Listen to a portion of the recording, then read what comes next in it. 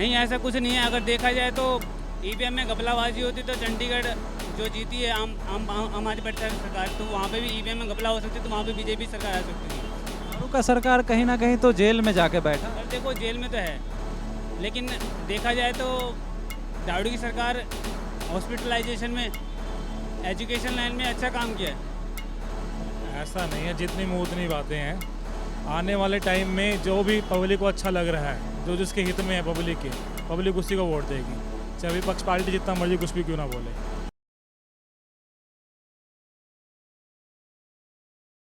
नमस्कार, मैं सचिन कुमार और आप देख रहे हैं सौगंध टीवी। जैसा कि आप लोग को पता है, लोकसभा 2024 का चुनाव बहुत ही नज़दीक है। हम जानेंगे जनता से क्या इस बार मोदी जी फिर से आ रहे हैं, क्योंकि एक तरफ वो 400 पार का नारा लेके चल रहे हैं और दूसरी तरफ विपक्ष आरोप लगाती है ईवीएम घोटाले पे कि कहीं ना कहीं ईवीएम से अगर चुनाव ना हो तो मोदी सरकार हार जाएगी। क्या लगता है आपको कि मोदी सरकार सिर्फ ईवीएम की वजह से चुनाव जीत रही है?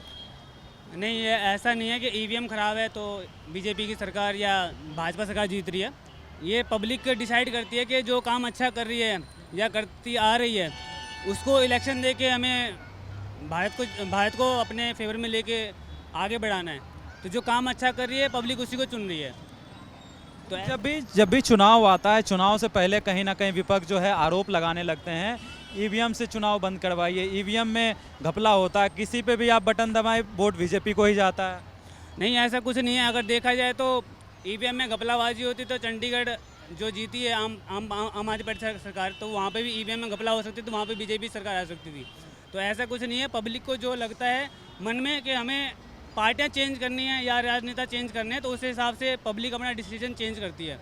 दिल्ली में अगर बीजेपी की सरकार और आम आदमी पार्टी में टक्कर है, तो वो पब्लिक डिसाइड करेगी कि हमें बीजेपी लाना है या आम आदमी पार्टी की सरकार को, क्योंकि जो अच्छा काम करेगी पब्लिक उसी को डिसाइड करेगी। जहाँ तक पक्ष देखा जाए तो दिल्ली में अभी तक मतलब कि झाड़ू की जो सरकार है वो भी अच्छा काम किया उसने, पब्लिक उसी को देखते हुए आगे उसको फेवर करेगी।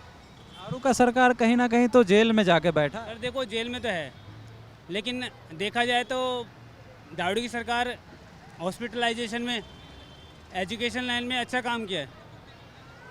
बीजेपी की सरकार में भी सेंट्रल लेवल पे देखा जाए तो उन्होंने बहुत अच्छे काम किए। जैसा कि मोदी जी बोल रहे हैं हम इस बार हम 400 पार आ रहे हैं। देखो सेंट्रल लेवल पे देखा जाए तो बीजेपी की सरकार है जी। स्टेट लेवल पे देखा जाए तो हर एक स्टेट का अपना एक मुद्दा है, उसे लेके पब्लिक आगे बढ़ेगी। दिल्ली में तो यह है कि झाड़ू की सरकार रह के हो सकती है वहाँ बन जाएगी, लेकिन सेंट्रल लेवल पे गवर्नमेंट जो रहेगी वो बीजेपी की रहेगी। क्या मोदी जी फिर से आ रहे हैं? जनता समर्थन कर रही है? बिल्कुल 100% आएगी वो तो। सेंट्रल लेवल पे गवर्नमेंट आएगी, बीजेपी की आएगी।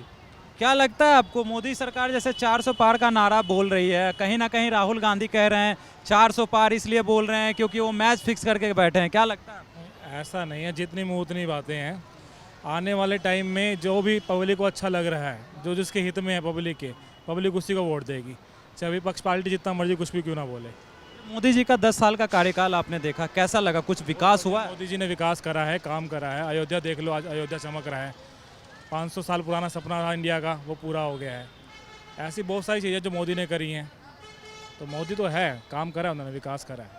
विपक्ष क्यों बोलता है कि मोदी सरकार देश को बेच दिया है, देश को बहुत पीछे ढकेल दिया है? देखो, जो कुछ कर नहीं सकता वो बस बातें ही कर सकता है। विपक्ष पार्टी ऐसे ही हैं, उन्होंने आज तक कुछ करा नहीं है। जो अच्छा कर रहा है उसको भी अच्छा करने नहीं दे रहे हैं।